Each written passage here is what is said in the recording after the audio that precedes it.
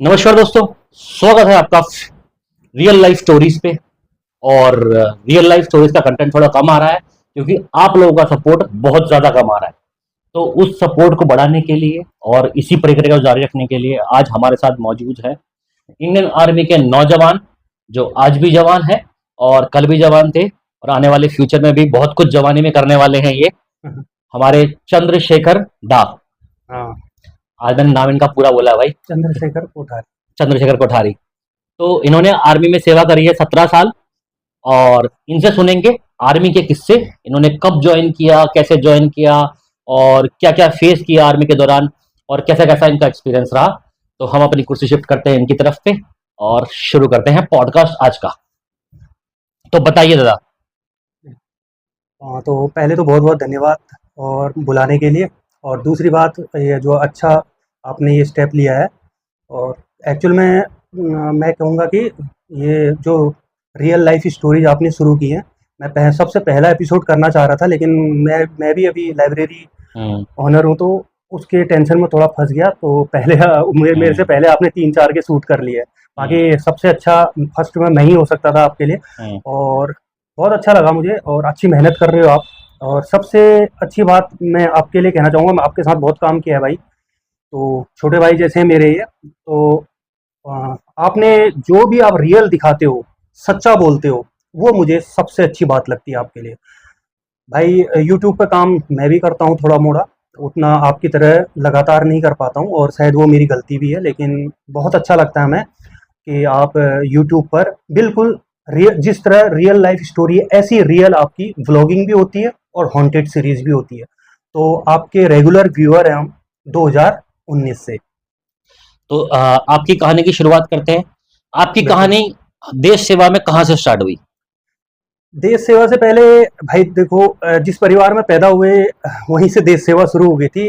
मेरे ग्रैंडफादर यानी दादाजी, हमारे भाषा में बोलते हैं बड़बाजू यानी बुबू। तो बुबू हमारे आर्मी में थे, ईएमई, अच्छा। Electrical mechanical core. अच्छा। ऐसे करके एक कोर होती है, एक इन्फेंट्री होती है, तो वो कोर में थे। हम्म। कारपेंटर उनका रैंक था, सॉरी उनका ट्रेड। हाँ, ट्रेड कारपेंटर ट्रेड। था। सो वो भी जॉब में थे और मेरे को अच्छी तरह याद है। मैंने तो खैर उनको उनकी रिटायर्ड लाइफ ही देखी अपने दादाजी की। सो इतना हमको पता था कि हमारे परिवार में हमारे दादाजी फौजी हैं। आर्मी बैकग्राउंड है हमारा पूरा। बिल्कुल आर्मी बैकग्राउंड था।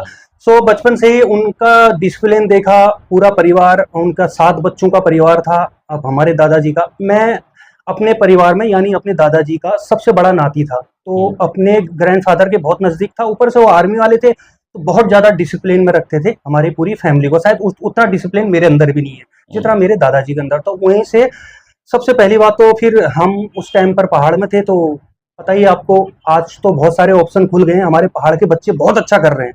उस टाइम पर सिर्फ 2 ही चीज़ होती थी, बच्चा फौज में लग जाए, ये तो आपको भी पता है, और या तो फिर अगर सरकारी नौकरी लग जाए कोई। हाँ, ये गवर्नमेंट जॉब तो इतनी होती नहीं थी क्योंकि यूपी में आते थे हम, उत्तर प्रदेश में। उत्तर तो प्रदेश में इतना थे। बड़ा उत्तर प्रदेश, वो आज भी जनसंख्या में नंबर 1 था, उत्तराखंड कटने से पहले भी नंबर 1 था। उतना बड़ा उत्तर प्रदेश में उत्तराखंड को बहुत कम मिल पाता था, एक तो पहाड़ी दूर दराज का क्षेत्र था। सो फिर या तो बच्चा फौज में जाता था, या फिर पता ही है, फिर बड़े महानगरों को जाता था। दिल्ली, लखनऊ, मुंबई, यहाँ पूरा उत्तराखंड की कॉलोनियां मिलेंगी, वो सब आर्मी में नहीं जा पाए, तो फिर नहीं तो आज तक का रिकॉर्ड है, जो फौज में नहीं गया वो युवा नेता बन वो गया। युवा नेता बन गया। ये नेता तो अब बनने लगे क्या। हाँ। सो ये था बचपन हमारा पहाड़ में ही, भाई वहीं पैदा हुए। और पहाड़ में जो पुरखों की बाखुली बोलते हैं हमारे उधर, हवेली थी भाई।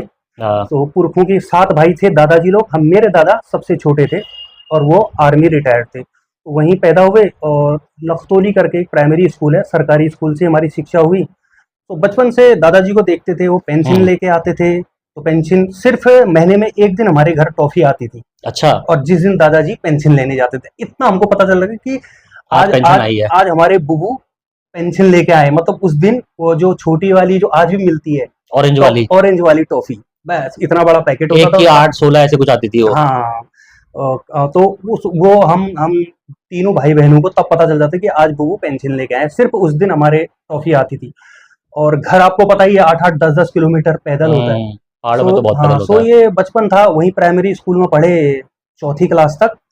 फिर उसके बाद पहाड़ों में, वो आपने कहावत सुनी होगी कि ए सड़क तो अब आई है गांव, जब पूरा गांव शहर जा चुका है। गाँव शहर जा चुका है। सो एक्चुअल में जब दुनिया आगे बढ़ रही थी, कहीं ना कहीं हमारा पहाड़ शायद गवर्नमेंट की अनदेखी की वजह से या नेताओं की अनदेखी की वजह से पहाड़ बहुत पीछे रह गए। मैं आपको यकीन दिलाऊं, कम से कम 100 गांव के हमारे पहाड़ में सड़क नहीं होती थी। अब लोग जब आर्मी में जाने लगे, बाहर महानगरों में जॉब करने लगे, जब वो वापस अपने गांव आते थे तो अपनी सुविधा देखते थे, सुविधा हम्म। थी नहीं। आपको एक माचिस लेने के लिए 8-8 किलोमीटर पैदल चलना पड़ रहा है। तभी पलायन होता था। ये पलायन की सबसे बड़ी वजह ये थी। बाकी आदमी उधर खुश था, जमीन भी थी, अनाज कम होता था लेकिन आदमी सुखी था। हम्म। आदमी शांत वाली जगह पे रहना पसंद करता था। बट यही था कि हम मैं चौथी में पढ़ता था अपनी बहन के साथ, हम्म। छोटा भाई तो और छोटा था। तो तब फिर वहाँ से मूव किया हमने हमारे उत्तराखंड में ही, ये प्लेन्स एरिया यानी मैदानी क्षेत्रों में। खटीमा में। हाँ, पहले हम बग्गा में रहे। अच्छा, बग्गा में रहे खटीमा के आप। अंडर ही आता है, हाँ, अच्छा। लगभग 6 महीना। तो उस समय पर आतंकवाद वाला थोड़ा था हम्म। इधर, तराई में आतंकवाद चला था पंजाब से, जो हम्म। 94 की बात है। अच्छा। तो अफवाहें बहुत फैलती थी हम्म। कि यहाँ आतंकवादी आ रखे हैं, AK-47 लेके आ रखे हैं। हालांकि ऐसा था नहीं। हम्म। लेकिन ये जो हमारा उत्तराखंड का तराई वाला क्षेत्र है, थोड़ा सा मिलिटेंसी वाला एरिया, 2 या 3 साल तक, 91 से 94 तक रहा ये। तो हम्म। वहाँ अफवाहें चलती थी, तो उन अफवाहों पे फिर वहाँ लाइट नहीं थी। जंगल के बीच में बग्गा चौवन हमारा एक क्षेत्र है।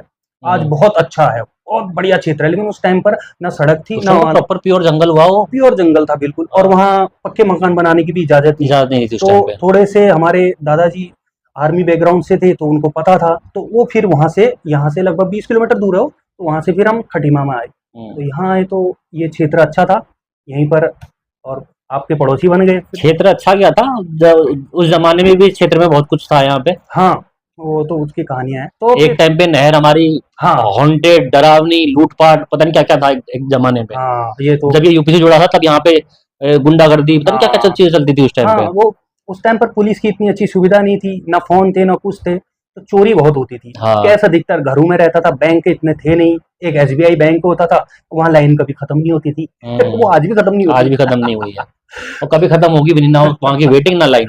हाँ, तो ये था। तो इस वजह से फिर इधर आए। इधर लगभग 1 वर्ष तक मैंने पढ़ाई किया था।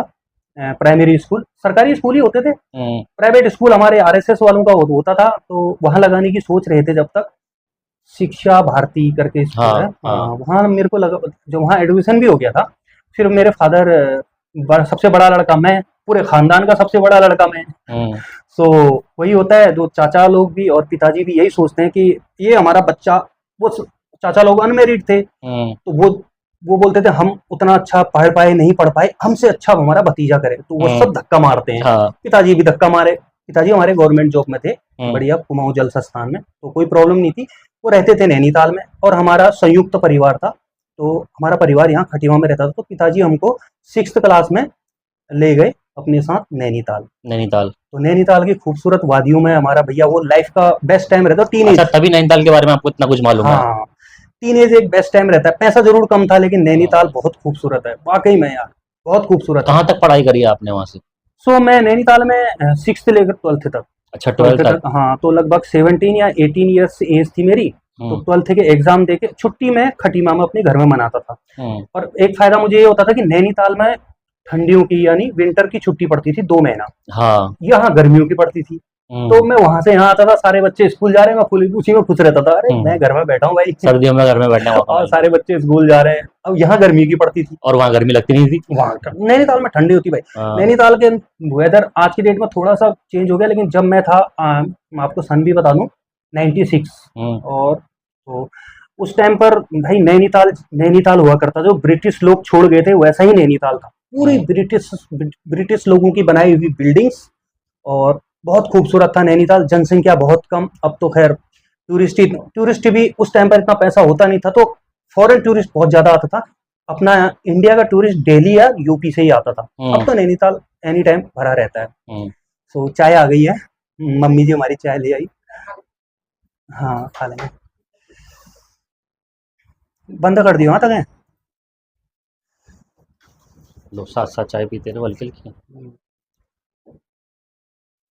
वो गलती से मेरे को बिस्किट में पड़ा देना। सब बिस्किट में पकड़ा देना गलती से मेरे को। हाँ ठीक है, बिस्किट बढ़िया। मैं भी नहीं खा रहा अभी। फिर सो नैनीताल में ही पढ़ाई हुई, बीच में तू भी टोकते रहे ना।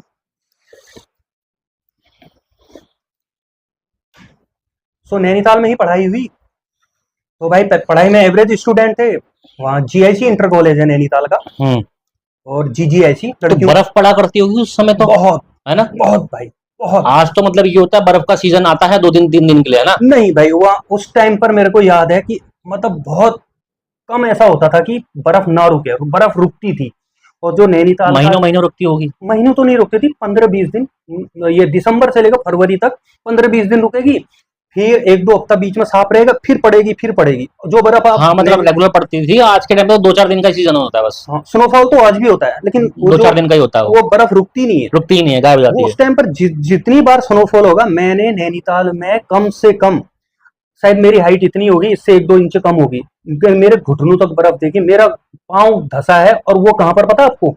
वो जो नैनीताल की झील है उसके ठीक बगल में। अच्छा इतनी बर्फ पड़ती थी नैनीताल में, बेहद खूबसूरत। अच्छा वहाँ के मैं नैनीताल के वो जो टीनेज वाले डेज अच्छा है जी, एक सवाल है मेरा नैनीताल के रिगार्डिंग। हाँ जी। जो एक जमाने 96 में हुआ था या 80s में हुआ था या 2000 में हुआ था, मुझे याद नहीं है, और जो लैंडस्लाइड जो हुआ था अच्छा अच्छा। जिसमें नैनीताल के ऊपर खतरा आ गया था बहुत तगड़ा वाला, अगर याद हो तो अच्छे से आपको। एक तो 1900 नहीं, 1880 में हुआ है, जिसमें जिसमें जो नंदा देवी मंदिर है, जो वो आज शिफ्टेड है। एक्चुअल हाँ में नंदा देवी मंदिर ऊपर हुआ करता था। हम्म, जो आज जो नैनीताल का फील्ड आप देख रहे हैं, जिसके ऊपर मस्जिद है, मस्जिद, मंदिर, गुरुद्वारा तीनों है नैनीताल ये में। मेरे ख्याल से अगर मैं बताऊं, हाँ आप पुरानी बात बता रहे हो, एक पुराना 1880। वाला, हाँ वो हाँ। पुराना वाला है। जब मैं था सन 2003 में, अच्छा जी। 2003 का मेरा हाई स्कूल है ना, हम्म। तो 2003 में मैं हल्द्वानी में शिफ्ट हुआ था आईआईटी की कोचिंग के लिए। मतलब मेरे को एनडीए का एग्जाम देना था, तो आईआईटी की कोचिंग कर रहा था मैं, एम्स का, सॉरी एआई ट्रिपल का एग्जाम देना था, हम्म। तो मैं आईआईटी टारगेट आईआईटी में पढ़ रहा था। तब की बात है, तो उससे एक आध साल पहले की बात है। उस टाइम पे नैनीताल से बहुत लोग पलायन कर रहे थे अच्छा हल्द्वानी की तरफ, अच्छा जी। अच्छा जी। नैनीताल में बेच बेच के ना, 2003 हाँ की बात है। तो हाँ। ये 1990 या सन 2000 के आसपास की बात है। अच्छा, ये मैं एरिया आपको बताता हूँ। जो आप लैंडस्लाइड की बात कर रहे हैं, ये हुआ था। ये क्या था? ये रेगुलर चलते रहने वाली लैंडस्लाइड की प्रक्रिया है। उस समय हमारे एनडी तिवारी, जो आज दुनिया में नहीं है, हाँ मुख्यमंत्री हुआ करते थे, वो खुद विजिट करने आए थे। हम्म। उस मोहल्ले में मैं रहता था, उस मोहल्ले का नाम था रईस होटल। अच्छा नैनीताल का रईस होटल, जो नैनीताल के व्यूअर आपके, वो तुरंत एक ही सांस में, मैं उस मोहल्ले में रहा कम से कम 3 या 4 साल। किराए अच्छा में रहते थे फादर और मैं, बस। बाकी हम, मेरे बहन भाई सब इधर रहते थे। उस रईस होटल में मैं बचपन में जब से गया, तब से मैंने लगा, इस तरफ है केला खान, जहाँ पर हेलीपैड है, हाँ उस पहाड़ी पे, इस पहाड़ी पे, ये नैनीताल का लास्ट कोना है। उसके 2 किलोमीटर ऊपर जाओगे, 1.5 किलोमीटर ऊपर जाओगे तो झील पड़ जाएगी। तो झील का स्थिति भी खतरे में पड़ गया था। तो वहां पे हाँ हाँ लगातार भूस्खलन होता था, लगातार। हम हर साल देखते थे। अब इतना हमको पता नहीं था उस टाइम, हम बच्चे हुए, तो हमें वो मजा आता था। तो पत्थर गिरते हुए देखते थे। तो वो एरिया है तल्लीताल के नीचे, धर्मशाला के भी नीचे वाला area, Raees hotel and Harinagar. ये अच्छा, 2 एरिया। आज की डेट में रईस होटल पूरी तरह खत्म हो चुका है, खत्म हो गया। बिल्कुल। उसका, उस जगह का पोस्ट ऑफिस में उस जगह का नामो निशान खत्म हो गया। हाँ क्योंकि और उस टाइम पे ना जितने भी स्टूडेंट आए थे मेरे कोचिंग में, वो हाँ बोलते हैं कि जी। हमने, हमारी जमीन थी, हमने वो बेच के यहाँ पे अपना घर बना हाँ लिया। एक्चुअल में, और उसके नीचे है कृष्णापुर और दुर्गापुर। हम्म। वो कृष्णापुर और दुर्गापुर आज भी लैंडस्लाइड के बिल्कुल खतरे में है। और अच्छा कम से कम वो एरिया था आधा किलोमीटर का, वो आधा किलोमीटर का लंबाई में एरिया पूरा, वो एरिया ही खत्म हो गया है, इतिहास में खत्म हो गया है। 2 चीज खत्म हो गई है, एक रईस होटल नैनीताल का, और टिफन टॉप नैनीताल का। टिफिन टॉप तो अभी हुआ है। अब भी हुआ है, हाँ, वो तो जस्ट रिसेंटली हुआ 2 साल है। हाँ। पहले। तो टिफन डॉफ की भी बहुत याद है। तो ये नैनीताल में अच्छा था, क्रिकेट खेलते थे। तो ये आपने अपने इंटर तो आपने पास कर लिया, इसके हाँ बाद जी हाँ जी। कहाँ ग्रेजुएशन करी आपने या सीधे नहीं फौज में भर्ती? नहीं नहीं भाई, ग्रेजुएशन का तो तब सोचते भी नहीं थे। और ग्रेजुएशन के लिए जाना, हमारे परिवार सोचता था कि बच्चा, मतलब कि एवरेज स्टूडेंट थे, तो वो सोचते थे कॉलेज में जाके भाई ये जीन्स पहन के फिर आवारागर्दी करेगा, आवारागर्दी चाहे करेगा। बच्चा करे ना। हाँ। हमारी फैमिली का यही था कि जैसे ही इसने इंटर कर लिया, यानी 12th कर ली, +2 कर ली, अधिकतर तो ये सोचते थे कि 10th के बाद ही आर्मी की भर्ती में जा भाई। और मैं 10th के भर्ती में रानी खेत में, अपना सोमनाथ ग्राउंड में 10th के बाद भर्ती होने गया हूँ। अच्छा वहां पर मैं रनिंग में गिर गया था, तो रनिंग में नहीं निकला था। तो मैंने अपने फादर को बोला कि मुझे 1-2 साल, मुझे कम से कम 12th तो करने दो। सो मैंने अपना जीआईसी से सीआरएसटी इंटर कॉलेज मल्लीताल में 11th और 12th, वो भी स्कूल बहुत अच्छा है भाई, चेतराम शाह ठुलघरिया इंटर कॉलेज नैनीताल। अच्छा। बहुत खूबसूरत स्कूल है। और ब्रिटिश टाइम की बिल्डिंग है, लेकिन हमारे इंडियन बच्चों के लिए नैनीताल के एक सेठ ने वो बनाया था। तो उस टाइम पर लगाओ कितने बड़े लोग होते थे कि बड़े बड़े जो ब्रिटिश लोगों के कॉन्वेंट स्कूल होते थे, वहां हमारे इंडियन बच्चे जो गरीब थे वो पढ़ नहीं पाते, तो उन्होंने उसी कॉन्वेंट की फैसिलिटी देते हुए एक स्कूल बनाया था। तो मैंने 12th किया वहां से। तो ये तो कंफर्म था कि जाना आर्मी में ही है, दादाजी आर्मी में है, पर परिवार का एक बच्चा हमारे परिवार से आर्मी में जाना ही जाना है। मेरे से पहले वाले में मेरे चाचा जी बीएसएफ में बॉर्डर सिक्योरिटी फोर्स में भर्ती हो गए थे। उन्होंने अलग वो बोले कि भाई बीएसएफ में से बेटर तुम आर्मी में करो। मैं बोला ठीक है भाई, फिर तो मैं आर्मी की भर्ती में गया था। मैं 12th के पेपर दे के आ रहा था खटीमा, रास्ते में रुद्रपुर पीएससी ग्राउंड में ये भर्ती थी। डॉक्यूमेंट्स मेरे पहले बने हुए थे, हमारे पिताजी ने डॉक्यूमेंट्स पहले ही बना दिए। उनको था कि मैं अपने लड़के को फौजी बनाना ही बनाना है अपने पिता की तरह। तो हम आए रुद्रपुर पीएससी ग्राउंड में भर्ती थी। सो थोड़ा सा हाइट का टेंशन था, तो हम उत्तराखंड के रहने वाले, तो हमें हाइट में छूट मिल जाती है। 165 हो जाता है। हाँ, खैर मेरी 170 थी, सिर्फ 171 थी, तो वो बाद में 171 हो गई थी मेरी। मैं उसमें 18 साल का था, तो 170 तो वो हाइट का था मुझे। बाकी मेरे को कंफर्म था कि भैया मैं हिल एरिया का रहने वाला भाई, पहाड़ी पे मैं दौड़ के जाता था। आज वैसा नहीं है, लेकिन उस टाइम पर सो मेरे को रनिंग वनिंग और कोई टेंशन नहीं था। एक टेंशन था छोटा सा मेडिकल का, रिटर्न भी इतना 10th क्लास का सिलेबस आता था, वो निकल जाता था। सो रुद्रपुर पीएससी ग्राउंड में हमने आर्मी की भर्ती देखी और बढ़िया रहा। भर्ती में कोई टेंशन नहीं रहा, बिल्कुल हंसते खेलते। वहाँ दोस्त बहुत मिल गए, हमारे गांव के भी दोस्त मिल गए और नैनीताल जहाँ मैं पढ़ता था वहाँ के दोस्त मिल गए। तो हंसते खेलते एक दूसरे को, ऋतिक रोशन, कोई किसी को अर्जुन रामपाल। ये 2002 का जमाना है, तो उस टाइम पर ऋतिक रोशन सन 2001 में आई थी कहो प्यार है। तो आपस में एक दूसरे को चिढ़ाएं, क्यों? जिनके बाल थोड़े लंबे थे, मेरे भी बाल लंबे होते थे तो जिनके बाल लंबे थे तो उनको अर्जुन रामपाल और एक तरफ चलता था ऋतिक रोशन, और कोई जॉन ओब्रायन बन जाता था। तो आपस में ऐसे हंसते खेलते सब कुछ हो गया। फिर मेडिकल हुआ। तो मेडिकल में जब पूर्ण तरह नग्न होना पड़ता है भाई, वो सबसे कठिन था मेरे लिए क्योंकि लाइफ में किसी और के सामने कभी ऐसे मेडिकल होता है, पूरा चेकअप होता है। सही भी है, वो अच्छा होना भी चाहिए। तो मेडिकल भी उधर ही हुआ हमारा रुद्रपुर में। अल्मोड़ा बीआरओ की भर्ती थी, तो उसके बाद वारंट लेने और अपना 1-2 डॉक्यूमेंट, और अभी मुझे इनके नाम याद नहीं आ रहे, वो लेने हम गए थे अल्मोड़ा। तो यहाँ तक रही हमारी भर्ती होने तक की प्रक्रिया। तो परिवार बहुत खुश था, मम्मी बहुत खुश थी। मम्मी बोली कुछ और कर लेता, मम्मी थोड़ा सा सोचती थी कि आर्मी के अलावा कुछ और करे।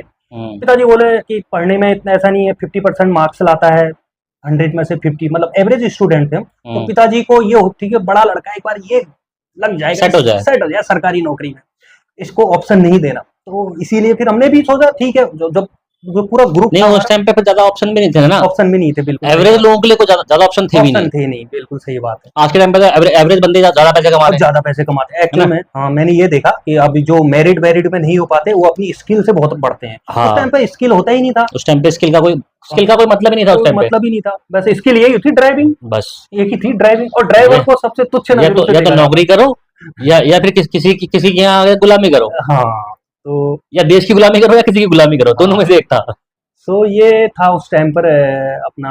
फिर मम्मी भी एग्री हो गई क्योंकि बड़ा लड़का था भाई। तो हम 2002 अप्रैल में यहाँ से चले गए। लेकिन क्या है, किसी की यहाँ गुलामी करने से बढ़िया देश की गुलामी करना अच्छा हुआ, क्योंकि वो देश सेवा हुई। हाँ, है ना। तो आर्मी अच्छा ऑप्शन था। नहीं, अच्छा है आर्मी, मतलब कि अब देखो भाई, लोग बोलते हैं कि कई लोग ऐसा बोलते हैं कि आर्मी में बंदा जाता है तो उसको भी तो तनख्वाह मिलती है, लेकिन भाई एक बोलते हैं जज्बा, वो देशभक्ति ना, वो रगू में बहती है, खून में बहती है। जरूरी नहीं है मैं आर्मी में हूं तो मेरे रगू में खून बहेगी। जो अपने आप को इस भारत भूमि का मानता है ना, वो चाहे आर्मी में हो ना हो, उसके रगू में खून बहता है देशभक्ति का, वो दिखता नहीं है। दूसरी बात मैं आपको बताऊं कि देशभक्ति दिखाने के लिए आपको आर्मी में होने की जरूरत नहीं। जो देश के लिए अच्छा है, आप उसको सोच भी रहे ना, तो आप देशभक्त हैं। सही बात है। बस मेरा मतलब देश के लिए कुछ अच्छा कार्य कर रहे हो, वो इनफ है ना। हाँ भाई, सबसे अच्छी बात बताऊं कि चाय इनके घर में बहुत अच्छी लग रही है, तो चाय का लालच नहीं छोड़ पा रहा हूँ। एक तो मैं चाय का रेगुलर पीता हूँ और ऊपर से इतनी अच्छी बनी है, क्या बताऊं। तो ये था इनका आर्मी ज्वाइन करने तक का सफर, और आगे कहानी को बढ़ाते हैं। और आगे कहानी के बढ़ते के साथ में हम सुनेंगे अब इनका आर्मी का सफर। इनका आर्मी का सफर कैसा रहा, कहाँ कहाँ गए, क्या क्या एक्सपीरियंस लिए, कठिनाइयां भी थी, कुछ मजे भी थे, बिल्कुल कहीं एंजॉय भी किया, कहीं कठिनाइयों को फेस भी किया, बिल्कुल बिल्कुल और कहीं जान आफत में बन गई तो कहीं किसी की जान निकाल दी, बिल्कुल है ना। बिल्कुल। तो उन एक्सपीरियंस के बारे में बात करते हैं। हाँ, तो फिर यहीं से फिर स्टार्ट करूँ थोड़ा। हाँ, यहीं से करो। तो 2002 में भैया ज्वाइनिंग हो गई आर्मी में, तो हमारा हमको मिला महार रेजिमेंट। हम्म। सो भाई हम कुमाऊं नहीं याद गई, तो हमारी खुद की कुमाऊं रेजिमेंट। तो हाँ। भैया हम चले गए कलर के पास वापस। अब हम्म। मेरे सारे दोस्त कुमाऊं रेजिमेंट में, मेरे साथ एक बंदा और हम 14 बंदों का ग्रुप, उसमें से हम 2 ही दोस्त थे, बाकी पहचान नहीं थी। हम्म। हम बोले हम 14 को महार रेजिमेंट में क्यों डाला, 200 लड़के तो तुमने कुमाऊं रेजिमेंट में डाल दिए। तो हम्म। हम भाई खड़े हो गए सीधा कलर के पास, मैं चला गया अपने हम्म। दोस्तों को साथ लेके। हम्म। बोले सर हमको कुमाऊं में जाना है। तो बोले भाई आर्मी एक ही होती है, पेमेंट एक ही होती है, हथियार एक ही होता है, ड्रेस एक ही होता है, और अच्छी बात है तुम्हें जो मिल रहा है वो अच्छा है, और ऐसा नहीं है अपने कुमाऊं से बाहर निकलो, हम्म। कुमाऊं से बाहर भी दुनिया है। हम्म। तो तब समझ में आया। बोला तुम यहीं के रहने वाले, यहीं रानीखेत में ट्रेनिंग करोगे और कुमाऊं रेजिमेंट में रह जाओगे, बाहर जाओ। और शायद उनको उनने बहुत अच्छा बोला। बोला हम्म। हम कुमाऊं रेजिमेंट में है तो हम क्या है अपने लोगों के बीच ही रहते हैं, आपको पूरा इंडिया देखने को मिलेगा। और जो हमारी महार रेजिमेंट थी एक्चुअल में, उसमें पूरे इंडिया के सोल्जर आते थे। तो हम्म। हम पंजाबी, हरियाणवी, हम्म। भालू, बाबू मोसाई, हाँ, सब तरह बंगाली के लोगों से मिले। बंगाली, यूपी के भाई, हम्म। अपने क्या बनारस साइड के, जो पूर्वोत्तर के होते हैं, वो बड़ी अच्छी उनकी भाषा होती है, हम्म। तो भाषा भी सीखने। और जीवन झाला, हम्म। और महाराष्ट्र के नाम पर ही महार रेजिमेंट है, तो जीवन झाला यानी खाना खा लो महाराष्ट्र। तो हम्म। थोड़ी बहुत लैंग्वेज भी सीखने को मिली। तो ऐसा लगा कि जो क्लर्क थे हमारे आर्मी के हवलदार साहब, उन्होंने हमें बहुत अच्छा बताया था। तो शुरू में तो हमें लगा कुमाऊं नहीं मिली, लेकिन जब हम्म। जॉब करने लगे तो लगा हाँ यार ठीक है यार, सब लोगों से मिलने को मिला।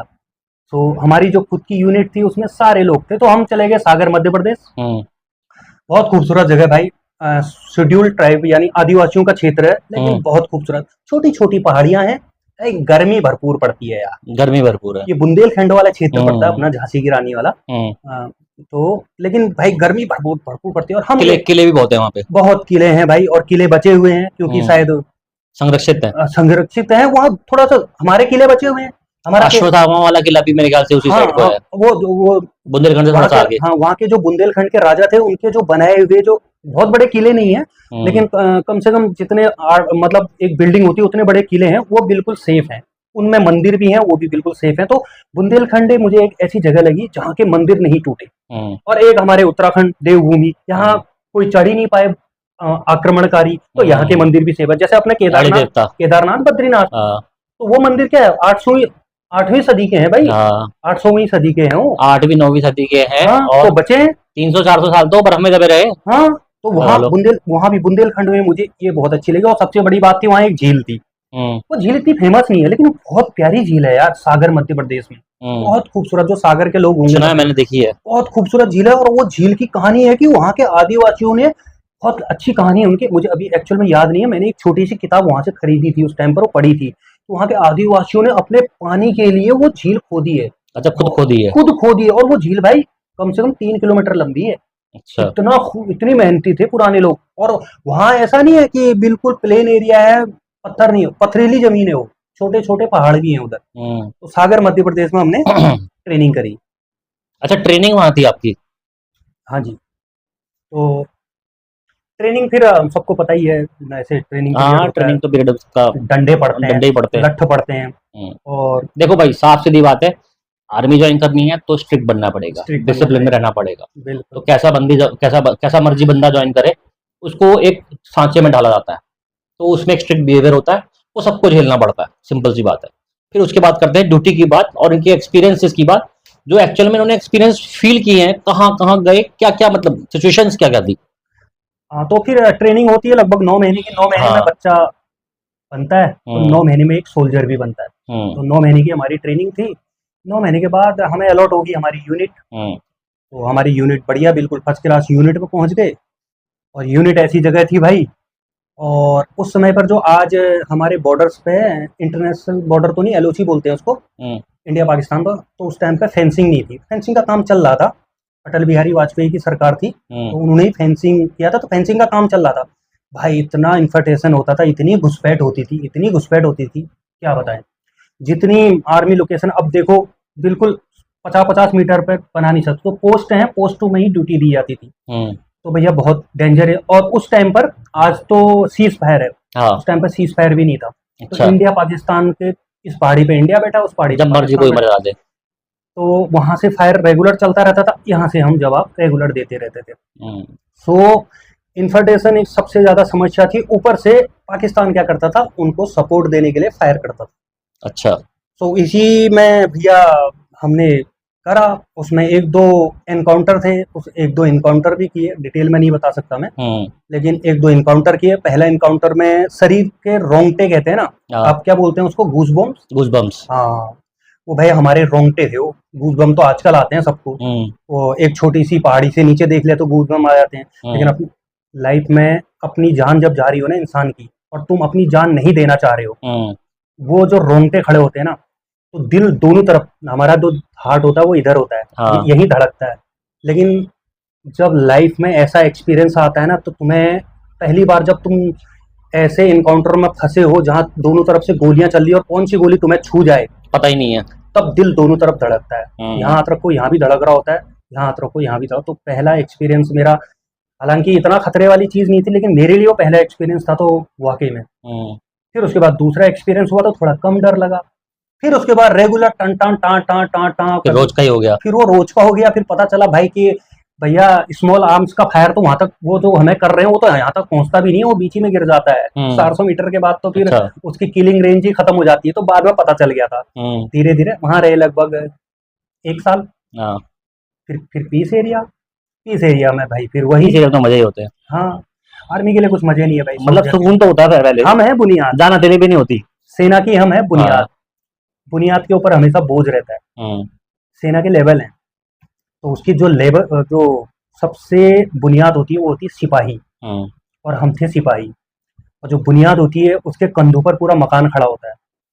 तो सिपाही की लाइफ में आप सोचो कि मैं फौज में रह के एंजॉय कर लूं, बहुत कम पॉसिबल ही तो नहीं है। एंजॉय करना है तो अपने बीच में, अपने लोगों के बीच में, अपने तरीके से एंजॉय ले लो। चाहे आप कैसे भी ले लो, ड्रिंक करके ले लो, चाहे आपको नॉनवेज मिल गया, चाहे आपके पसंद का पनीर मिल गया, जैसे भी है, खाने से एंजॉय ले लो। घर, उस जमाने में चिट्ठियां चलती थी, नया नया नोकिया का फोन आया था उस टाइम पे, तो चिट्ठियों में मजे ले लो। तो अब तो फिर भी ऑप्शन आ गया है, एंड्रॉइड फोन आ गए हैं, घर पे वीडियो कॉल कर लो, वीडियो कॉल ही आती है अब तो। सो एंजॉय करने का अपना तरीका है उधर। ये एंजॉय नहीं होता कि वीकेंड पे हम चले गए शिमला, वीकेंड पर हम चले गए पहलगाम। तो वहाँ क्या होता था आपका वीक ऑफ नाम से कुछ चीज होती थी ऐसी कोई वीकेंड नहीं होता भाई, ड्यूटी देनी पड़ती है, चाहे पीस लोकेशन हो चाहे फील्ड में तो भैया कोई टेंशन नहीं। फील्ड में तो आदमी खुद से ही बन के ये चलता है कि भैया बहुत सेंसिटिव एरिया है, अगर मैं जागा नहीं, अगर मैं एक्टिव नहीं रहा तो मैं मर जाऊंगा। वो होता है फील्ड एरिया, जो होता है J&K, ठीक है, या नॉर्थ ईस्ट के राज्य, वो होते थे फील्ड। पीस एरिया जैसे अपना आगे दिल्ली अपन आ गए, सागर मध्य प्रदेश, अपन आ गए बम्बई, तो ये होता है पीस एरिया। पीस एरिया में काम तो करना पड़ता है। हम बोले ना हम बुनियाद है, तो बुनियाद भैया बुनियाद काम तो खैर कभी छूटेगा ही नहीं। सो उसमें भी इंजॉयमेंट का कुछ नहीं था। इंजॉयमेंट हमारी एक ही चीज होती थी, हमें 2 महीने की AL मिलती थी और 15 दिन की CL मिलती थी, टोटल हो गए 2.5 महीना।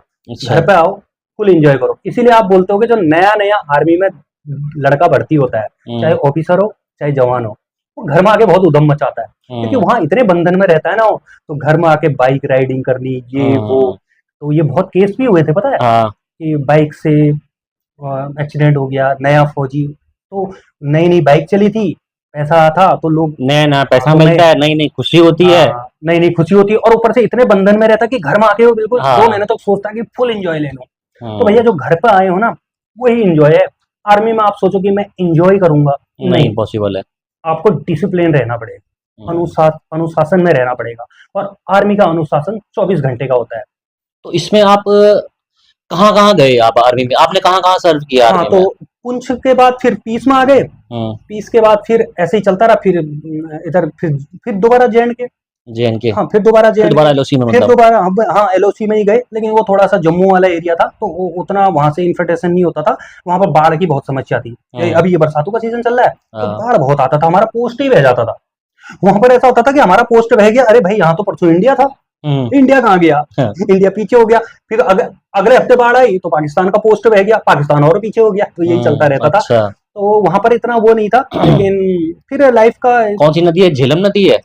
हाँ, वो एक्चुअल में क्या है, ये जो ढलान है, ढलान हम्म, वाला क्षेत्र है, जैसे हमारा ये उत्तराखंड वाला हाँ हाँ। क्षेत्र है, तो ढलान वाला क्षेत्र है, तो वो जो नदी, वो जो नाले होते हैं वो भी नदी बन जाते हैं। हाँ तो झेलम नदी तो खैर ऊपर है, लेकिन हाँ। ये जो नाले जो नीचे को बहते हैं ना, एलओसी में अपना, रोखड़ नाले मतलब एक हाँ तरह से। रोखर टाइप के, तो हाँ। वो बहुत विकराल रूप ले लेते हैं, अच्छा। तो उससे बचना बहुत जरूरी है।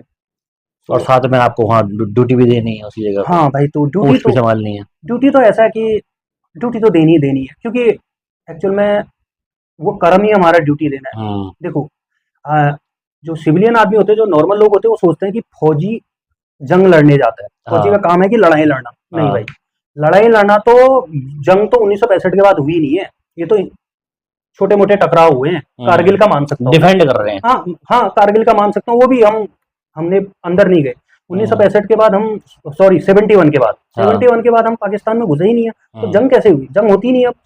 अब यही है कि हमारा कर्म है ड्यूटी देना, स्टिक हम्म। खड़े रहना, सामने वाले दुश्मन पर नजर बनाए रखनी, और यही हमारा कर्म है, और कर्म ही धर्म है। धर्म है। तो इसमें आपको फिर कई बार तो आप एलओसी में रह लिए, हाँ जी। एक आध बार आप फील्ड में रहे, इसके हाँ, अलावा कहाँ जाने का मौका मिला आपको, कहाँ कहाँ नहीं गए? भाई, हम एलओसी में ही ज्यादा रहे, हम हम्म थे इन्फेंट्री, हम्म। यानी पैदल सेना। अच्छा। तो हमारा हर 3 साल में फील्ड में आ जाता है, हम्म तो हम फील्ड हमारे लिए जे एंड के, हम्म। नॉर्थ ईस्ट में रहा मैं, अरुणाचल में, चाइना बॉर्डर पे। अरुणाचल तो तो बहुत खतरनाक एरिया हो गया। हाँ, लेकिन बनस्पत ये अपना पाकिस्तान बॉर्डर के, तो वो जो चाइना बॉर्डर है वो शांत है।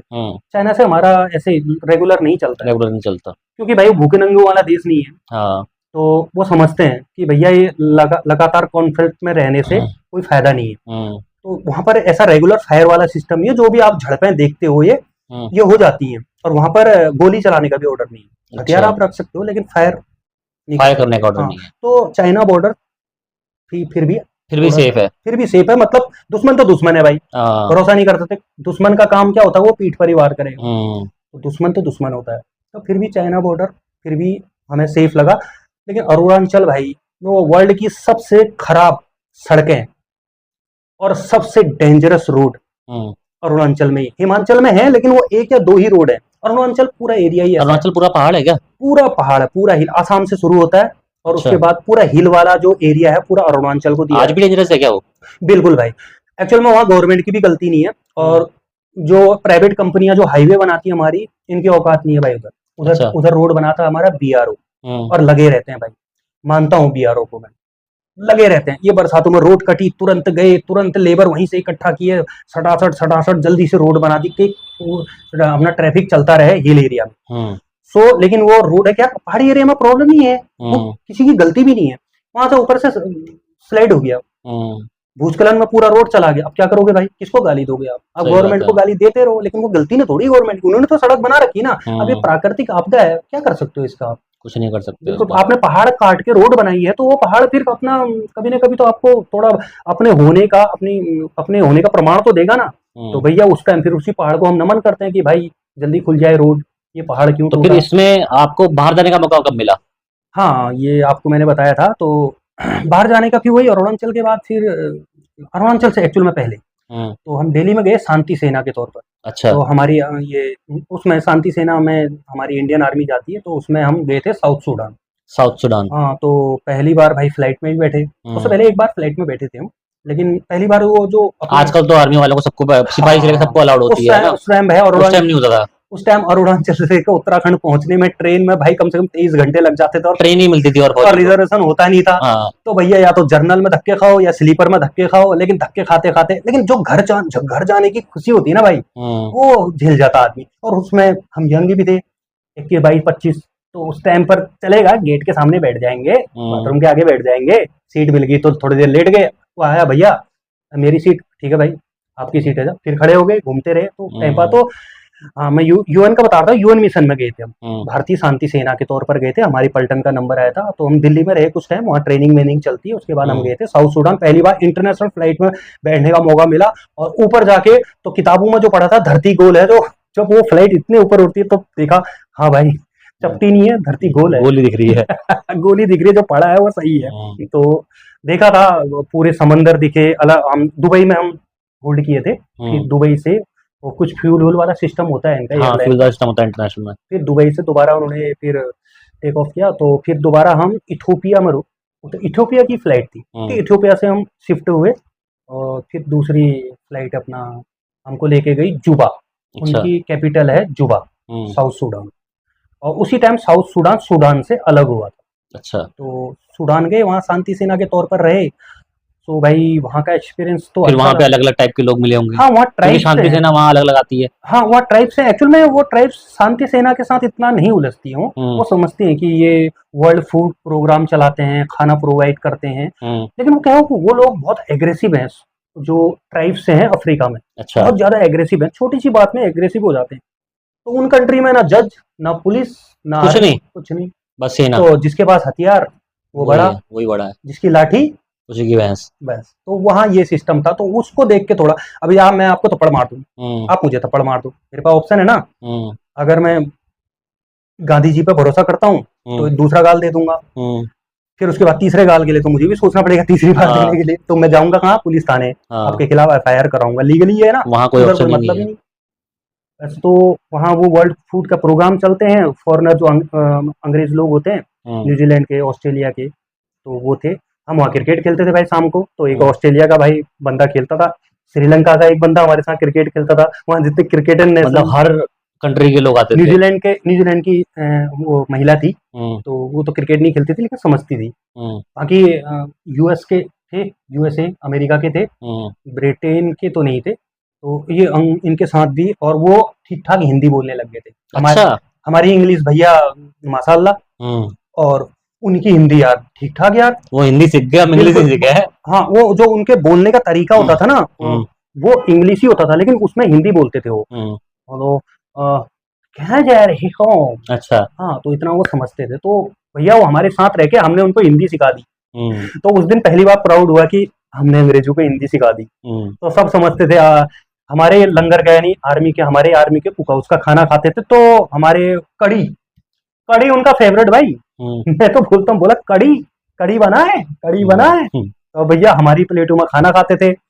और हमारे लिए ऑर्डर था कि जब फॉरेनर लोग आते हैं तो प्लीज हाथ से ना खाएं, जो हम चावल हाथ से खाते हैं, हाथ से ना खाएं। लेकिन मैंने देखा हम अंग्रेजों के चक्कर में स्पून से, नहीं तो हाथ से खाने में जो मजा है ना भात खाने का, वो भाई। हाँ, और रोटी भी हम हाथ से, खैर रोटी तो हाथ से ही खाएगा आदमी। तो लोग बोलते हैं कम से कम चावल और खीर आप लोग हाथ से ना खाएं, चम्मच से खाएं। अंग्रेज लोग बैठे रहते हैं वो थोड़ा सा, लेकिन भाई हमने अंग्रेजों को देखा हाथ से खाते हुए, बड़ा मजा आ रहा है। कड़ी हाथ से ही खाई जाती है, अंगुली चाट चाट के खाने में जो मजा है। तो हमने उनको हाथ हम सब सिखा दिया उनको। हाँ, वो पूरा इंडियन अच्छा वो एडॉप्ट जल्दी करते हैं, मैंने देखा फॉरेनर ना, वो एडॉप्ट कोई भी, तभी तो इंडिया में आते हैं, बिल्कुल इंडियन से बन जाएंगे वो एडॉप्ट जल्दी करते हैं। उनको पता था इनका सैटरडे को मंदिर प्रोग्राम होता है, वो हरे राम हरे कृष्णा करने मंदिर में आ जाए भाई। तो भाई साउथ सूडान में फिर ये सब चलता रहा, बहुत मजे थे, खाना बहुत अच्छा मिलता था। मतलब एक होता है ना कि देखो आप भी आर्मी से हो, वो भी आर्मी से हैं, वो किसी और कंट्री के, आप किसी और कंट्री के, अलग अलग लोग, अलग अलग बिहेवियर, अलग अलग भाषाएं। बिल्कुल बिल्कुल। उन लोगों का भी खाना खाते होगे आप,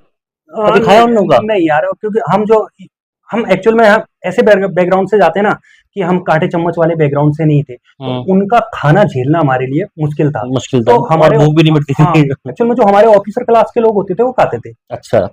हमारे पास उनका सिर्फ आइसक्रीम आता था। अच्छा। और भाई जो आइसक्रीम वहां खाई ना हमने, वर्ल्ड की बेस्ट है। अच्छा, वहां का फूड का आइटम था, हमें इंडियन आर्मी था तो इंडिया का आता था करेला, ये सब आता था।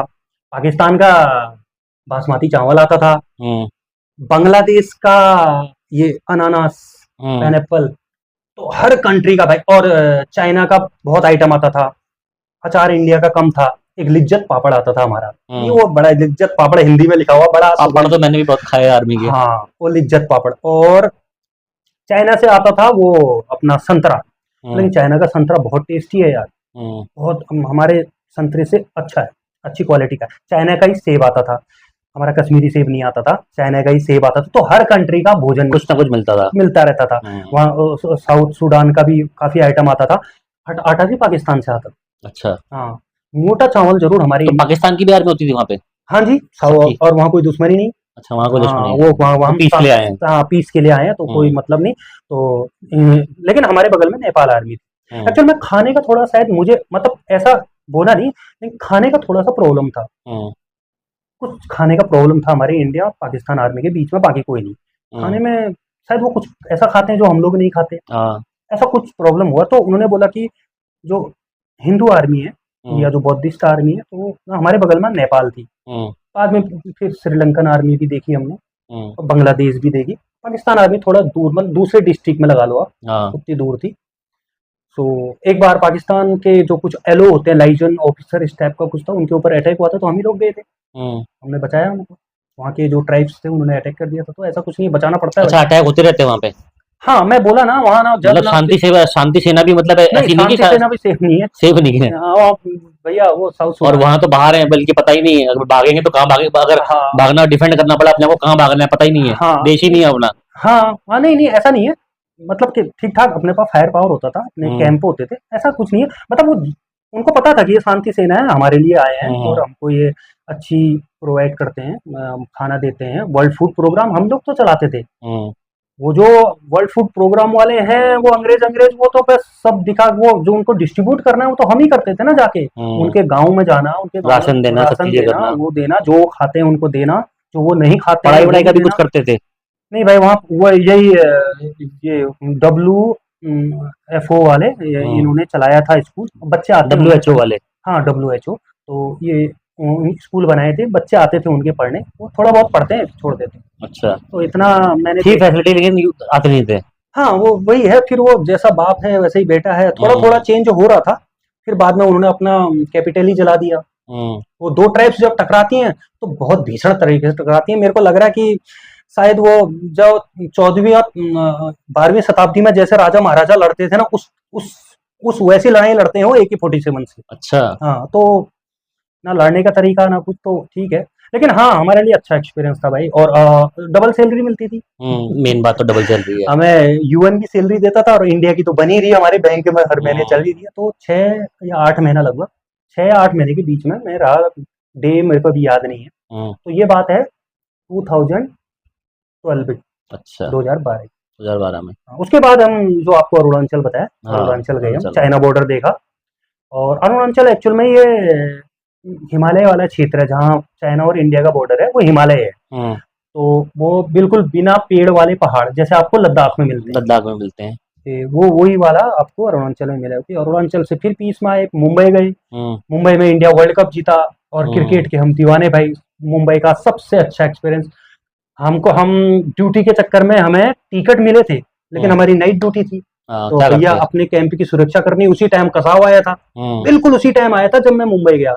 हम्म। तो फिर जब मैं आने वाला था, जहाँ 3 साल की पोस्टिंग थी, तो 2011 में हम्म। अपना ये वर्ल्ड कप हुआ था। तो हमको याद है, हमारा एक सेट्टी करके वही मराठी, महाराष्ट्र का, वो मराठा रेजिमेंट का था। तो वो मेरे को बाइक में बैठा के ले गया। अच्छा। हेलमेट नहीं थे, उसके पास हेलमेट था। तो वो भैया वहाँ का मराठी, वो थोड़ा टौर में, उसने अपना हेलमेट निकाला, मेरे को बोला तू डर रहा ना, तू डाल ले। अच्छा। मुंबई में ट्रैफिक सिस्टम बहुत अच्छा है, हाँ। बिना हेलमेट के आप ऐसे, और वहाँ तोड़ते भी नहीं है ट्रैफिक, बहुत अच्छा सिस्टम है। हम्म। तो रात का टाइम था, इंडिया जीती थी। तो हम मैच टीवी में देखा था हम्म। और रेडियो में सुना था, लेकिन स्टेडियम बहुत नजदीक कोलाबा में थे हम। बगल स्टेडियम के बगल में भी हम टीवी सुन रहे हैं। हाँ, और चर्च गेट, और जब वो इंडिया जीती तो वो आतिशबाजी होती है, हम्म। वो फायर करते हैं, वो आवाज सुनाई दी। समंदर के किनारे है वो चर्च गेट, वहीं हम्म। पर वो स्टेडियम है, बानखेड़े स्टेडियम। तो हम्म। भैया हम उसकी पल्सर में बैठ के पीछे इंडिया का फ्लैग लेके गए, आर्मी ड्रेस में, सारे हमें देखे। हम्म। हमने भी रौला मचाया उधर। तो श्रीलंकन टीम के जो स्टाफ था, 3 या 4 बसें थी, तो वो श्रीलंकन टीम का झंडा लेके ताज होटल, जहाँ अटैक हुआ था, उसी में ठहरी थी श्रीलंका की टीम। शायद इंडिया की टीम भी उसी में ठहरी होगी, क्योंकि वही नियरेस्ट पड़ता है उधर। हम्म। तो देखा भाई, हम काफी देर वेट किया, इंडिया टीम आएगी, तो इंडिया टीम तो बाहर आ ही नहीं पा रही थी। पूरा पूरा मुंबई निकल गया था भाई। हम्म। जो लोग घरों से निकलते नहीं है वो भी निकल गए थे। हम भी देखे कि अरे, इंडियन भी इतने गोरे होते हैं, अंग्रेजों से भी गोरे इंडियन देखे हमने उस दिन, जब इंडिया 2011 में वर्ल्ड कप जीता था, और सड़कों पर अच्छा। भारत माता की जय, भारत के फ्लैग हैं। बहुत अच्छा एक्सपीरियंस, मुंबई का सबसे अच्छा एक्सपीरियंस 3 साल का वही रहा मेरा, जो इंडिया वर्ल्ड कप जीता। आर्मी का सबसे बढ़िया एक्सपीरियंस है? नहीं, आर्मी का तो नहीं बोलूंगा, लेकिन आर्मी का एज भी अ कह सकते हो, क्रिकेट मुंबई लवर, का भी कह सकते हो। एज अ क्रिकेट लवर, मतलब उस दिन ऐसा लगा कि धोनी ने जो छक्का मारा तो धोनी ने ही नहीं मारा, हम भी उसमें शामिल है। हाँ। तो जो जो हम स्टेडियम में भी नहीं थे, लेकिन स्टेडियम के चर्च गेट तक गए ना, स्टेडियम का बाहर दो दरवाजा देख लिया तो ऐसा लगा कि हम वर्ल्ड कप हमने भी जिताया है, ऐसा फील हो रहा था। तो एक तो यार पूरी जवानी निकल गई थी, वर्ल्ड कप नहीं देखा था। और हाँ मतलब कि पागलपन तक हम क्रिकेट फैन है, और यार वर्ल्ड कप नहीं देखा। 83 मेरी डेट ऑफ बर्थ, और 83 में शायद इंडिया जीता था, 83 में कपिल देव जिताया कपिल था। देव ने, और 83 हमारी डेट ऑफ बर्थ। तो हाँ। पूरी जिंदगी गुजर गई। अच्छा 2007 का वर्ल्ड कप धोनी जीते थे, लेकिन वो दो हम बड़े हुए वनडे देखते हुए। हाँ। तो वो T20 का ऐसा लगा कि ठीक है वर्ल्ड कप जीत लिया, अच्छा है, लेकिन मतलब वो उतनी मिठास 2011 में थी ना। हाँ। और वो वर्ल्ड कप भी जिताया था हमारे धोनी ने, हाँ। पहाड़ का शेर। मजा ही आ गया था। हाँ वैसे धोनी ने वहां भी आपने ब्लॉगिंग करी है उनके गांव में। हाँ, मैं महेंद्र सिंह धोनी के गांव में, मैं महेंद्र सिंह धोनी का बहुत बड़ा फैन हूँ, लेकिन वर्ल्ड कप में मैं ये भी बोलूंगा कि अपना गौतम गंभीर, वो 2007 का 2011 का वर्ल्ड कप जो उनकी इनिंग थी ना, वो मैच विनिंग इनिंग थी, वो टीम के लिए इनिंग थी। और ठीक है भाई, जो लास्ट में छक्का मारता है, अब वो कपिल कैप्टन हाईलाइट हो गई भाई, वो तो सेनापति है, हाँ। सेनापति नहीं, गौतम गंभीर का रोल एक अलग था। हाँ बहुत बेहतरीन अलग लेवल पे था भाई, बहुत। सहवाग सचिन आउट हो गए थे, दिखा रहा भाई, पहले उसके साथ पार्टनरशिप किया अपना ये विराट कोहली, तो उस टाइम चीकू हुआ करते थे वो शायद, तो उनके साथ पार्टनरशिप करी। उसके बाद धोनी के साथ इतनी लंबी पार्टनरशिप, 97 रन पर आउट हुए वो, और उन्हें सेंचुरी के लिए नहीं सोचा, वो कवर्स के ऊपर से चौका मारने की सोची थी। तो मैं, लेकिन ठीक है, धोनी एज ए कैप्टन यार, पहले उन्होंने रोका 270 पे, शायद 260 पर श्रीलंका को, वो बहुत बड़ी बैटिंग पिच थी वो, और उसके बाद फिर वो 91, तो ठीक है वो मैन ऑफ द मैच। इसके बाद फिर कब तक चली आपकी आर्मी की सर्विस? हाँ तो उसके बाद भाई फिर मुंबई के बाद मेरा थोड़ा लीवर का प्रॉब्लम हो गया था शायद, अब पता नहीं किस वजह से हुआ। अरुणाचल में शायद मुझे ऐसा लगता है लीवर का प्रॉब्लम हुआ था कि जोंक शायद में पानी, स्रोतों का पानी पीते थे हम। हाँ।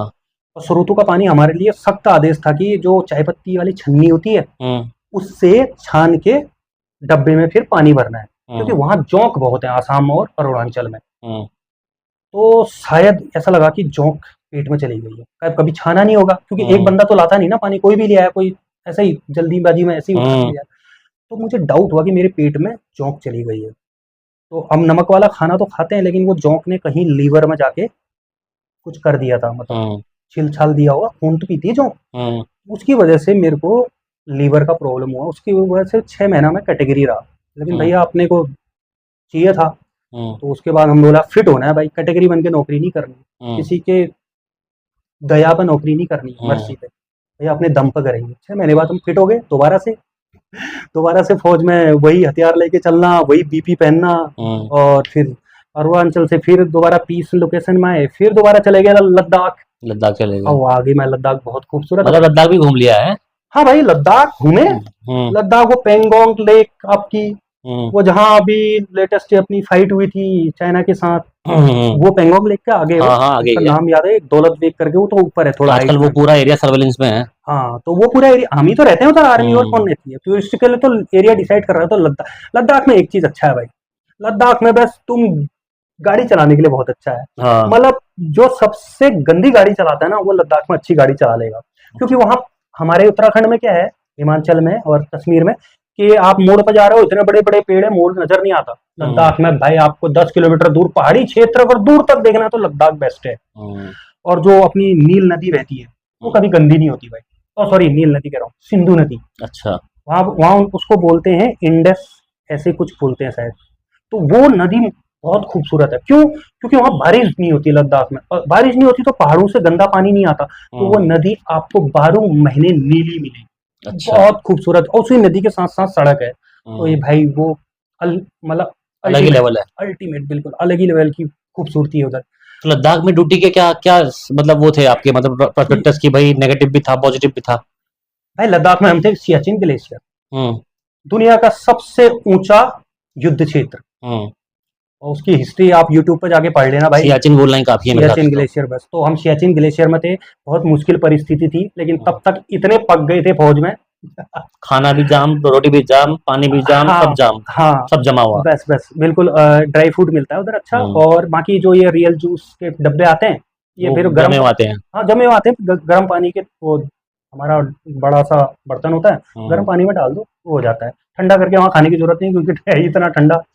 सो लद्दाख का फिर सियाचिन ग्लेशियर का तो अलग ही मजा था भाई। लेकिन तब तक इतने पक चुके थे कि अब किसी चीज से फर्क नहीं पड़ता था, हाँ। ना मिलिटेंट के साथ फायर से, और ना मौसम के मैं डर मारे निकल से। चुका था पूरा। और फिर वो पक गया था, सर्विस और भी हो गई मौसम थी, के ऐसे हो गए थे कि भाई कुछ फर्क ही नहीं पड़ता। 15-16 साल जॉब भी हो गई थी, तो मतलब वो सियाचिन ग्लेशियर बहुत अच्छा एक्सपीरियंस रहा। उससे पहले एक और एक्सपीरियंस हमारी होती है राष्ट्रीय राइफल आरआर का, वहाँ मैं गया था वॉलेंटरी, और 3-4 साल वहाँ भी जॉब की।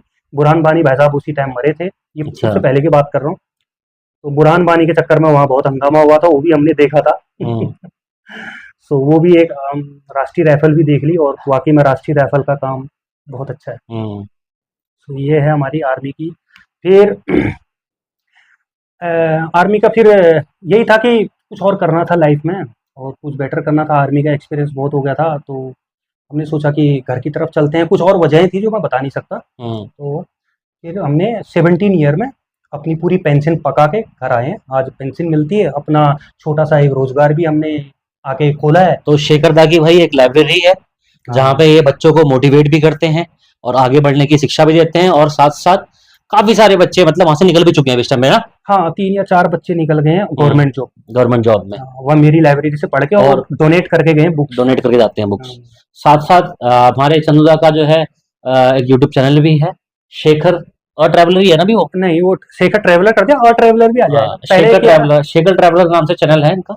वहां पे ये हमारे उत्तराखंड के प्राकृतिक दृश्य दिखाते हैं, प्राकृतिक सौंदर्य दिखाते हैं, और संस्कृति भी दिखाते हैं हमारे उत्तराखंड की। गाँव तो की कहानियाँ। आप लोगों को अगर इन सब में से किसी भी चीज में इंटरेस्ट हो, हमारे उत्तराखंड की संस्कृति हो, गांव में हो, प्रकृति में हो, इसमें से कोई भी ऐसे इंटरेस्ट की वजह आपको खींचती है, तो आप जरूर वो चैनल को चेक करो, क्योंकि आपको बहुत बढ़िया लगेगा। क्योंकि इनका एक्सप्लेन करने का तरीका बड़ा प्यारा है। मतलब अगर आप चैनल देखोगे ना, बड़ा अच्छा एक्सप्लेनेशन रहता है हर वीडियो में। तो चैनल को भी सब्सक्राइब कर लो, हमारे चैनल को भी सब्सक्राइब कर लो। इनके चैनल सबको मतलब एक तरह से आप लोगों को सपोर्ट करना चाहिए। एक्चुअल में हम कुछ ना कुछ अच्छा ही कार्य कर रहे हैं अपने यूट्यूब के चैनल के थ्रू, ना कि गलत इन्फ्लुएंसिंग कर रहे हैं, जो कि आजकल समाज की ट्रेंड में चल रहा है। बिल्कुल भाई, सबसे बड़ी बात है, चाहे सीके भाई हैं चाहे हम हैं, कभी भी आप अश्लील चीज़ें और अश्लील बातें हमारे चैनल पर नहीं देखोगे। हमें पता है बच्चे भी देखते हैं, बड़े भी देखते हैं, और खुद के मेरे बच्चे देखते हैं, तो हम उनके लिए अश्लील कैसे बनाएंगे। तो भाई बिल्कुल प्राकृतिक सौंदर्य दिखाते हो। खैर मैं उतना रेगुलर नहीं हो पाता हूँ, क्योंकि परिवार भी है। तो यूट्यूब शौकिया तौर पर शुरू किया था, मोनोटाइज हो गया, और 1-2 वीडियो 100 के भी पहुंच गई हैं। तो हमने सोचा ठीक है, तो कभी थोड़ा सा फ्रस्ट्रेट हो जाता है, थोड़ा गर्मी ज़्यादा है, तो पहाड़ों की तरफ घूम लिए, तो एक्सप्लोर करने की कोशिश करते हैं। फिलहाल लास्ट में मैं गया था अभी मुनस्यारी। और रही बात सीके भाई की, तो इनका काम मुझे बहुत पसंद है भाई। यूट्यूब में मैं इनकी वजह से नहीं आया था, बस शौकिया तौर पर आया था, लेकिन नहीं, यूट्यूब। आप तो पहले से थे ना जब मैं यहाँ हाँ आया जी, था। बिल्कुल।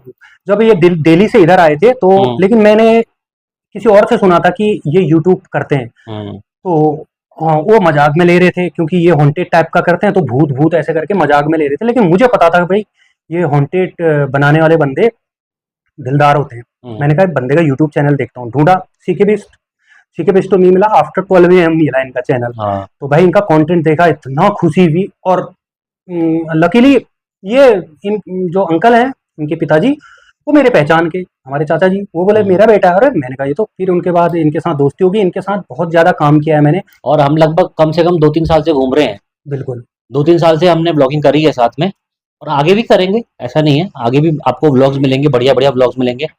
जैसे कि हरिस्ताल की कैंपिंग करी थी, बड़ी शानदार थी हरिताल वो। गए थे हम, बिल्कुल। और बिल्कुल आपको नैनीताल में जो झीलें हैं 7 या 8, उनसे एक अलग हटके झीलें हैं। तो मैं कोशिश करता हूँ ऐसी हिडन प्लेसेस पे जाने की, और इनको भी बहुत मजा आता है। इनका खुद का घर है श्यामला ताल में, श्यामला ताल जैसे लेक शामला ताल के नीचे उस साइड को जो विलेज नहीं है जो दिखता है उधर को, हाँ हाँ जी, हाँ जी। वहां पे भी ताल है। हाँ हाँ, मैंने वहां देखा है। जाना है। देखा है मैंने। हाँ। मेरे साथ चलना, मैं दिखाऊंगा आपको। बहुत खूबसूरत लेक है वो हाँ। भी। और बिल्कुल उत्तराखंड में ऐसी ऐसी चीजें हैं ना भाई, जो आज तक एक्सप्लोर ही नहीं हुई हैं, वो हम आपको दिखा सकते हैं। लेकिन थोड़ा सा यार डीमोटिवेट भी हो जाता है बंदा कई बार। देखो, सपोर्ट उम्मीद ज्यादा। करोगे तो हाँ। देखो हम कंटेंट लाते रहेंगे। मेन बात यही है कंटेंट लाने की, कि आप लोगों का एक थोड़ा सपोर्ट और प्यार चाहिए होता है बस। एक्चुअल में क्या है, मैं थोड़ा पैसों के लिए सोचता था, मतलब पैसों के लिए आप उतना नहीं है, क्योंकि हम्म। ठीक है महीने का 40-50 हज़ार रुपये हम कमा हम्म। लेते हैं, तो पैसों का उतना प्रॉब्लम नहीं है अपने को। हम्म। प्रॉब्लम ये होती है कि अब जो व्यूज से दिमाग खराब थोड़ा होता सा व्यूज आते हैं ना, तो थोड़ा हाँ, मोटिवेशन रहती है कि भाई कुछ चीज चल रही है, हम उसके लिए कुछ कर रहे हैं। मतलब किसी चीज के लिए हम प्रयासरत है ना, तो उसमें एक थोड़ा सा, मतलब ऐसा नहीं कहूंगा कि आप हमें बहुत बड़ा यूट्यूबर बना दो, या हमें लाखों लाखों में व्यूज दे दो, लाखों में इनकम कर दो। ये टारगेट नहीं है। अपना टारगेट है कि बस हम आपकी नज़रों में हैं, आप हमें प्यार करते हो, हम आपके प्यार के लिए एक ऐसे-ऐसे कंटेंट लाते हैं, जो कि हम खुद से मतलब उन चीज़ों पे जा सकें, हाँ जी, हाँ जी। एटलीस्ट वहाँ जा सकें और उस चीज़ को अच्छे से दिखा सकें। बस इतना ही चाहिए होता है अपने को और कुछ नहीं चाहिए होता है। सो भाई यही था। हमारा भी यूट्यूब चैनल है शेखर ट्रैवलर। वैसे जो हमारे पुराने व्यूअर हैं, सॉरी सीके बिस्ट के जो पुराने व्यूअर हैं वो वो जानते हैं, जानते हैं अच्छे से। क्योंकि हमने कम से कम इनकी जितने भी हॉन्टेड अच्छा, सीरीज एक है। सवाल है इसमें अच्छा, लास्ट। अच्छा जी। जनता पूछती है कि शेखर ट्रैवलर हॉन्टेड वाले वीडियो में कब आएंगे? वो हर वीडियो में एक सवाल होता है, मेरे हर वीडियो में एक ना एक सवाल तो आ ही जाता है। दो चार लोगों का सवाल आ ही जाता है, बोलते हैं कि शेखर ट्रैवलर को लाओ, कब लाएंगे, कब लाओगे उनको, शेखर दा कब आएंगे किसी वीडियो में? सो भाई ऐसा है, पहले हमने एक्चुअल में क्या था, मैं यूट्यूब को बहुत सीरियसली मतलब शौक चढ़ गया था, एक शौक सीरियसली तो क्या शौक चढ़ गया था। तो हम सोचे यूट्यूब पे कुछ करना है, और मेरा चैनल मोनेटाइज भी हो गया और ठीक 2-3 हज़ार सब्सक्राइबर भी हो गए। तो उस टाइम पर मेरे को बहुत ज़्यादा अपने अंदर मतलब ये था कि, और मेरे को इनका सपोर्ट मिल गया था। दो यूट्यूबर हो जाते हैं ना तो बहुत सपोर्ट होता है, अकेले में हम्म, आदमी तो इनसे बहुत सी कुछ सीखे, एडिटिंग वेडिटिंग इन्होंने बताया कौन से ऐप से पावर डायरेक्टर से एडिटिंग करो, ये उससे पहले मैं पता नहीं कौन से ऐप से करता था। तो मैंने इनका चैनल देखा, तो इनका एक 50,000 वाला चैनल था और ब्लॉग चैनल में भी ठीक ठाक सब्सक्राइबर थे, और बीच में इन्होंने सीके भी स्टिक। तो हम ये सोच रहे थे कि चैनल उठे। हम्म, इनके रेगुलर व्यूअर 8,000, 6 से 8 हज़ार व्यूज इनके हमेशा आते थे, लेकिन हम्म, यार 6-8 हज़ार में कुछ होता नहीं। तो इसीलिए उस टाइम पर मैं ज्यादा फोकस था इनके चैनल पे कि हम्म, इनका चैनल उठे। इनका चैनल उठेगा तो फिर अब हम भी, मैंने एक चैनल खोला था अनसोल्व मिस्ट्री, और अपना ब्लॉग चैनल तो था ही, हम भी उठ जाएंगे। लेकिन यार एक्चुअल में ना, अब बुरा नहीं बोल सकते किसी को, जितना चाह रहे थे उतना, कम से कम 50,000 सब्सक्राइबर चाहिए थे, और इनका 1 लाख का चैनल हो जाता वो हम्म। हुआ नहीं। फिर इन्हें दूसरा चैनल शुरू किया, वो 20,000 में जाके लटक गया। तो यही वजह है कि थोड़ा सा डीमोटिवेट हो गया। फिर मैं फैमिली वाला बंदा हूँ तो इतना टाइम नहीं दे पाता। रही बात आपके हॉन्टेड वीडियो में कब आओगे, तो भाई जल्दी आएंगे। थोड़ा सा। देखो, अभी जो 23,000 वाला है ना, उसको 50,000 कर दो। हाँ ठीक जी, है। हाँ जी, और अगर आपको एक्चुअल में डे पार्ट रियल कंटेंट के साथ में रियल स्टोरी के साथ में देखने हैं, तो अनसोल्व मिस्ट्री चैनल को मैं साथ में लगा दूंगा डिस्क्रिप्शन में, उसको भी कर दो। हाँ है जी। ना? 5-10 हज़ार ही कर दो, है ना, हाँ। वो भी बहुत है स्टार्टिंग के लिए। सो मतलब कुछ ऐसा आपका रेस्पॉन्स मिले जिसके ऊपर हम काम कर सके, उतना बहुत है मेरे हिसाब से। तो क्यों, हाँ हम जी। करेंगे, क्या दिक्कत है? स्टोरी तो बनानी है आपको, हाँ, स्टोरी तो दिखानी है, जो स्टोरी दिखानी है बस। दिखा देंगे। लोकेशन अभी भी अपने पास बहुत सारी है, हम्म। लेकिन तो थोड़ा सा फिर अब आपका चैनल अभी। हाँ, लेकिन मैं एक बता रहा हूँ, आप लोगों अब ने पहले अच्छा से रिस्पॉन्स अच्छा है। अच्छा क्योंकि यही हमने चैनल देखा था इनका 15-16 हज़ार में। जो अभी हॉन्टेड वाला चैनल है इनका 16 हज़ार में अटका था, अटका ही रहा भाई। 18 हज़ार पहुंचने में हालत खराब हो गई, बीच में खुद डिमोटिवेट हो गए, 2-3 महीने वीडियो नहीं बनाए। 6 महीने 8 महीने नहीं डाले मैंने हाँ, वीडियो। तो लेकिन अभी जब ये अभी कम से कम 3 या 4 महीने से जब ये बना, बहुत अच्छा रिस्पॉन्स मिला। खासकर सब्सक्राइबर बहुत अच्छे आ रहे हैं। लास्ट 3 महीने पहले या 4 महीने पहले कहूंगा 19,000 सब्सक्राइबर थे मेरे। तो भाई जितना आप इनका चैनल देखते हो ना, उससे हम्म, ज्यादा मैं इनका चैनल देखता हूँ। हम्म। तो मैं भी देखते रहता हूँ, बढ़े हैं, नहीं बढ़े, बढ़े हैं, नहीं बढ़े। मैं इनका तो सारा देखो, चेक करते रहता हूँ। एक्चुअल में सब कुछ कनेक्टेड है। मेरे चैनल पे सब्सक्राइबर्स आ रहे हैं, व्यूज आ रहे हैं डायरेक्टली।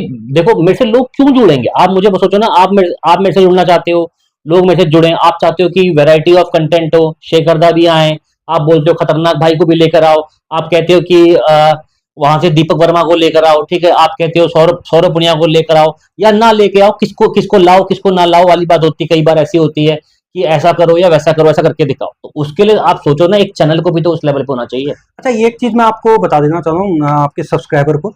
बहुत सारे सब्सक्राइबर आपके जो चैनल पे हैं, हम्म, क्योंकि मैंने भी ऑब्जर्व किया ना आपके चैनल को। हम्म, तो इनके चैनल पर बहुत सारे जो सब्सक्राइबर हैं, खासकर हॉन्टेड चैनल वाले, वो बंदे बोलते हैं कि भाई हमने तो सब्सक्राइब कर दिया, और हमने जितने अपने आपस में शेयर कर दिया, फैमिली मेंबर से भी सब्सक्राइब करा दिया, बहुत अच्छा किया आप लोगों ने। हम्म। अब हम क्या करें? तो भाई कुछ नहीं करना, आप मेंबरशिप लेनी है, उनतीस रेगुलर मत लो। 29 रुपए महीने की मेंबरशिप से क्या होता है? भाई कुछ नहीं होता ना जितना किसी के हो लिए भी। सके मेंबरशिप लो, हम्म, प्लीज। और आप रेगुलर ना लो, बीच में छोड़ दो, कोई बात नहीं, लेकिन मेंबरशिप लेने की कोशिश करो। ये आपका सबसे बड़ा सपोर्ट है।